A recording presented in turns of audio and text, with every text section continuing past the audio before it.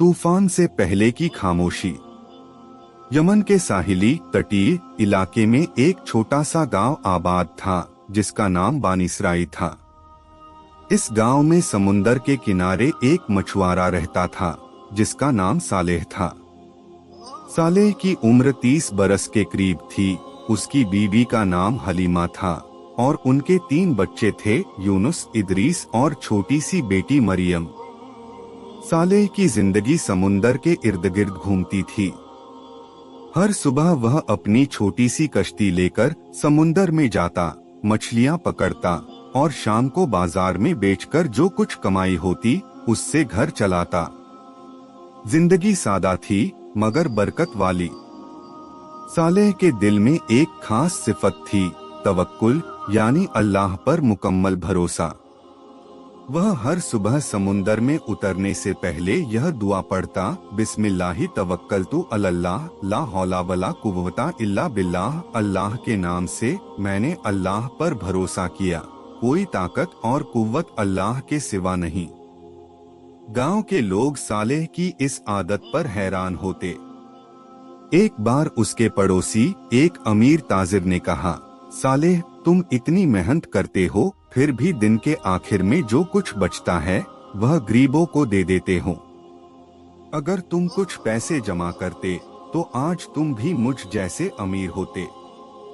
सालेह मुस्कुराया और बोला, भाईजान, मैं जमा करने में यकीन नहीं रखता, मैं अल्लाह के रिस्क पर भरोसा रखता हूँ। जो आज मेरे पास है उसमें से जो ज्यादा है वह जरूरतमंद का हक है। कल का रिस्क कल अल्लाह खुद भेज देगा। एक अजीब सपना। एक रात सालेह ने एक अजीब सपना देखा।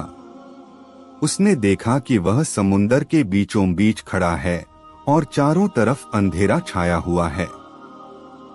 अचानक एक रोशनी की किरण आसमान से उतरी और एक आवाज आई, सालेह, जो अल्लाह पर तवक्कुल करता है अल्लाह उसके लिए काफी होता है। मुश्किल की रात के बाद आसानी की सुबह जरूर आती है।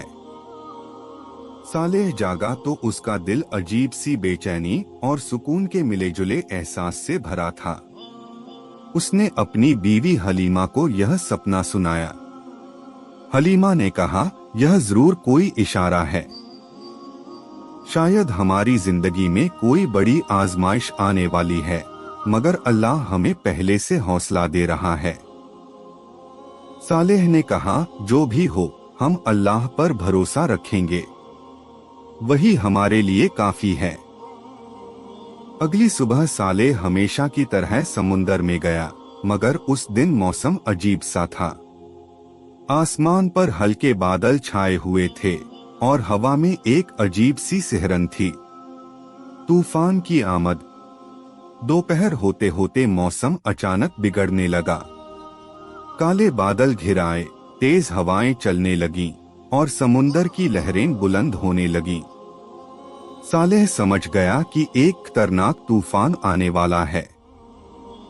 उसने फौरन अपनी कश्ती को किनारे की तरफ मोड़ा, मगर तूफान इतनी तेजी से बढ़ा कि उसकी कश्ती बीच समुंदर में फंस गई। लहरें इतनी बुलंद हो गईं कि सालेह की कश्ती एक खिलौने की तरह उछलने लगी। बारिश मूसलाधार होने लगी और अंधेरा इतना घना हो गया कि सालेह को कुछ नजर नहीं आ रहा था। उसे यकीन होने लगा कि आज उसकी जिंदगी का आखिरी दिन है। इस खतरनाक लम्हे में सालेह ने अपने दिल को मजबूत किया। उसने अपनी कश्ती के पटरे को मजबूती से पकड़ा और बुलंद आवाज में पुकारा, या अल्लाह, हस्बुनल्लाहु व निमल वकील।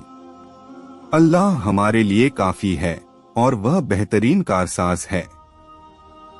यह वही कलिमा था जो हजरत इब्राहीम अलैहिस्सलाम ने उस वक्त पढ़ा था जब उन्हें आग में डाला जा रहा था। सालेह ने इसे बार बार दोहराया और अजीब बात यह थी कि हर बार जब वह यह कलिमा पढ़ता उसके दिल में एक अजीब सा सुकून उतरता, बावजूद इसके कि उसके इर्द गिर्द मौत का मंजर था। समुंदर की गहराइयों में आखिरकार एक बहुत बड़ी लहर ने सालेह की कश्ती को उलट दिया। सालेह पानी में गिर गया और डूबने लगा। उसने अपनी पूरी ताकत से तैरने की कोशिश की, मगर लहरें इतनी ताकतवर थीं कि उसकी कोशिशें बेकार साबित हो रही थीं। जिस लम्हे उसे लगा कि अब वह डूब जाएगा, उसने आखिरी बार अल्लाह को पुकारा और अपने आप को मुकम्मल तौर पर उसकी मर्जी के हवाले कर दिया। उसने दिल में कहा, या अल्लाह, अगर यही मेरी तकदीर है तो मैं तेरी रजा पर राजी हूँ, मगर अगर तू चाहे तो मुझे और मेरे बच्चों की खातिर बचा ले। अचानक उसके हाथ किसी लकड़ी के तख्ते से टकराए। यह उसकी टूटी हुई कश्ती का एक बड़ा टुकड़ा था। सालेह ने पूरी ताकत से उसे पकड़ लिया और उस पर लेट गया। तूफान अभी भी जारी था, मगर अब सालेह के पास डूबने से बचने का एक सहारा था। पूरी रात सालेह उस तख्ते के सहारे समुंदर की लहरों में इधर उधर बहता रहा। वह मुसलसल अल्लाह का जिक्र करता रहा, कभी सूरह यासीन पढ़ता, कभी आयतुल कुर्सी और कभी बस या हय्यू या क्यूम पुकारता रहता। एक अनजान जजीरा। सुबह होते होते तूफान थम गया। समुंदर पुरसुकून हो गया और सूरज की पहली किरणें पानी पर चमकने लगी। सालेह बेहद थका हुआ और कमजोर था, मगर जिंदा था। उसने दूर एक जजीरा द्वीप देखा और आखिरी ताकत लगाकर उस तख्ते को उस तरफ धकेलना शुरू किया। घंटों की मेहनत के बाद आखिरकार वह जजीरे के किनारे पहुंच गया। वह रेत पर गिर पड़ा और बेहोश हो गया। जब उसे होश आया तो सूरज सर के ऊपर था। उसने अपने आप को एक अनजान जजीरे पर पाया। चारों तरफ हरियाली, नारियल के पेड़ और पंछियों की आवाजें। सालेह ने अल्लाह का शुक्र अदा किया कि उसने उसे जिंदा बचा लिया। मगर अब एक नई मुश्किल उसके सामने थी।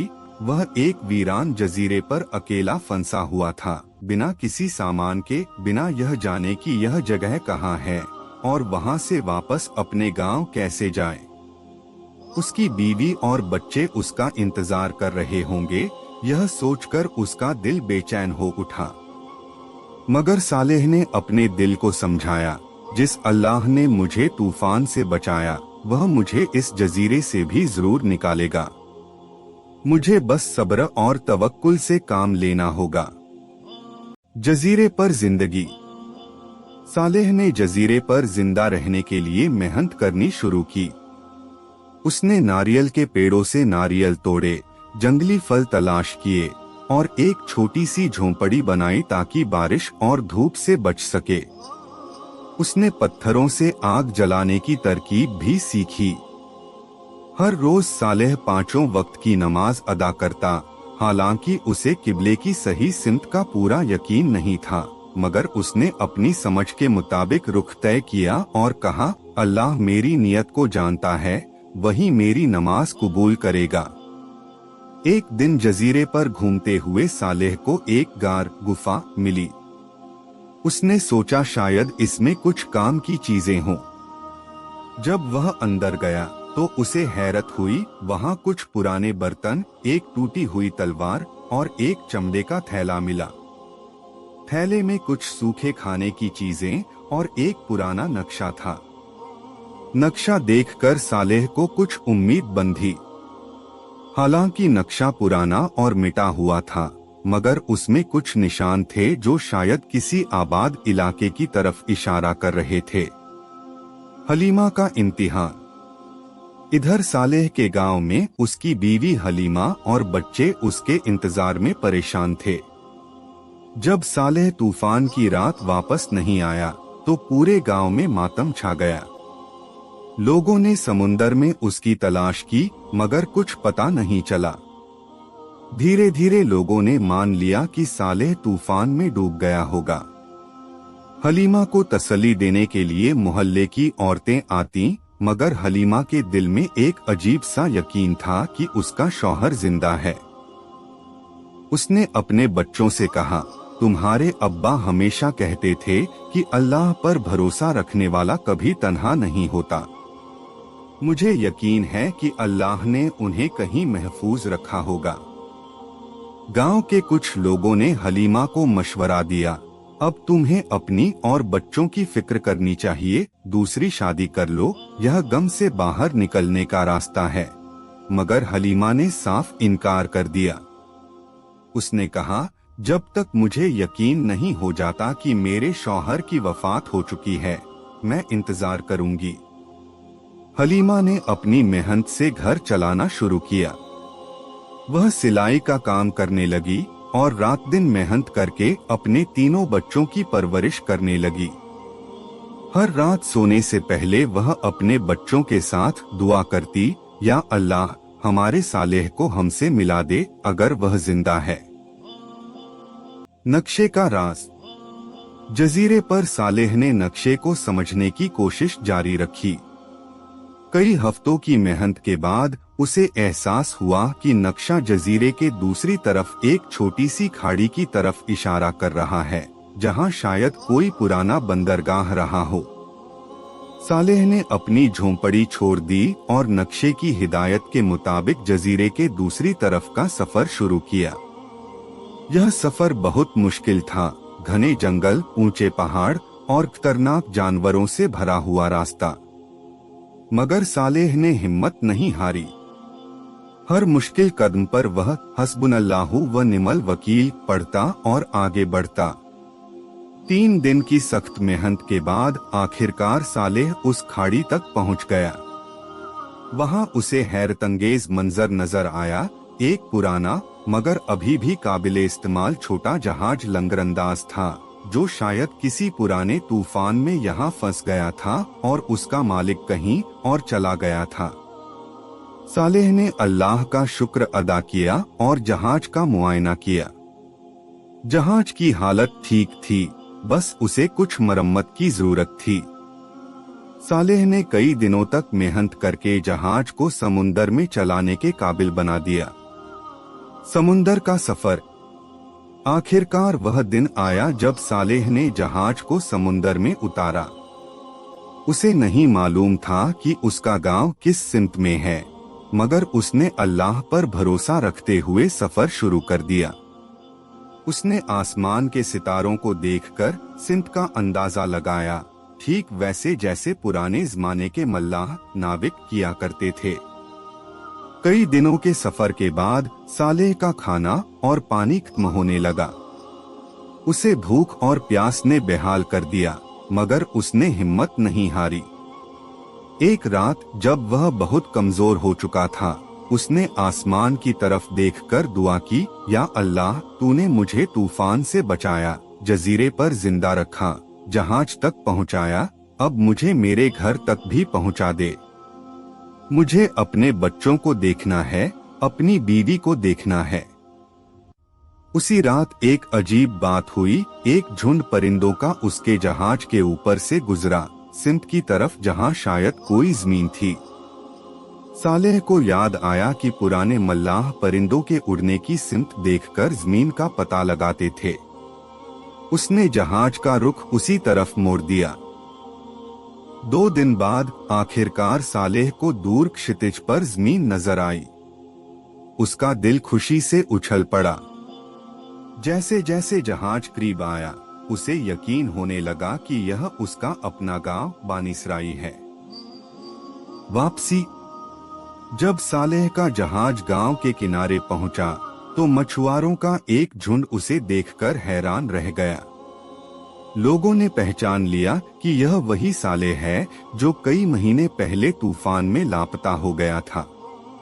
पूरे गांव में यह खबर आग की तरह फैल गई। हलीमा जब यह खबर सुनकर किनारे पर पहुंची, तो उसने अपने शौहर को देखा, कमजोर, थका हुआ, मगर जिंदा और सलामत। दोनों की आंखों से खुशी के आंसू बह निकले। उनके तीनों बच्चे दौड़कर अपने अब्बा से लिपट गए। गांव वालों ने सालेह से पूछा, तुम इतने महीनों कहाँ थे?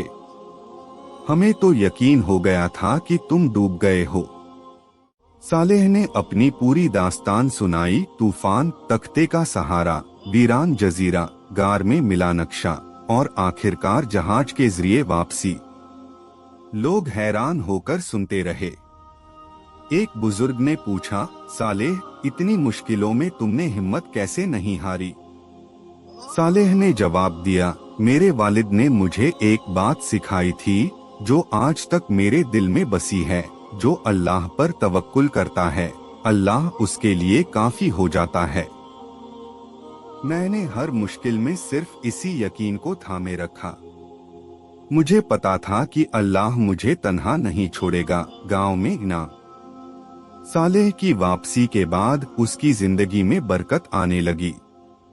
जिस जहाज पर वह वापस आया था वह उसकी मिल्कियत बन गया, क्योंकि उसका कोई मालिक सामने नहीं आया। इस जहाज की मदद से सालेह अब सिर्फ किनारे के करीब मछली पकड़ने तक महदूद नहीं रहा, बल्कि वह दूर समुंदर में जाकर बड़ी मात्रा में मछलियां पकड़ने लगा और दूसरे शहरों में तिजारत भी करने लगा। कुछ ही सालों में सालेह की गिनती गांव के मुअज्जिज, सम्मानित और साहिब हैसियत संपन्न लोगों में होने लगी। मगर उसने अपनी पुरानी आदत नहीं छोड़ी। वह अभी भी हर सुबह बिस्मिल्लाहि तवक्कलतु अलल्लाह पढ़कर काम पर निकलता और जो कुछ ज्यादा कमाई होती उसे गरीबों और यतीमों में बांट देता।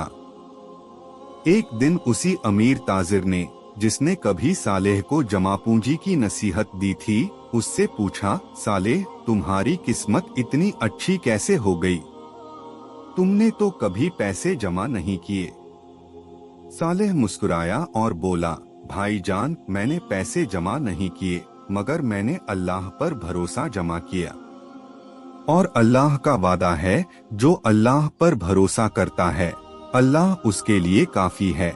बेशक अल्लाह अपने काम को पूरा करने वाला है। मेरी दौलत मेरी मेहनत से नहीं, अल्लाह की रहमत से आई है। बच्चों को नसीहत। साल बीतते गए। सालेह और हलीमा के बच्चे बड़े होकर अपनी अपनी जिंदगियों में मसरूफ हो गए। एक शाम जब पूरा खानदान इकट्ठा बैठा था, सालेह के सबसे बड़े बेटे यूनुस ने कहा, अब्बा, आपकी दास्तान हमें हमेशा हौसला देती है। हमें बताइए, तवक्कुल का असली मतलब क्या है? सालेह ने अपने बेटे को पास बिठाया और कहा, बेटा, तवक्कुल का मतलब यह नहीं कि हम मेहनत करना छोड़ दें और बैठे रहें। तवक्कुल का मतलब है मेहनत भी करो, असबाब साधन भी इख्तियार करो, मगर दिल से यकीन रखो कि नतीजा अल्लाह के हाथ में है। याद करो, जब मैं तूफान में फंसा था, मैंने हाथ पांव मारने बंद नहीं किए। मैंने तैरने की, तख्ता पकड़ने की, जजीरे तक पहुंचने की पूरी कोशिश की, मगर हर कदम पर मेरा दिल अल्लाह पर भरोसा रखता था।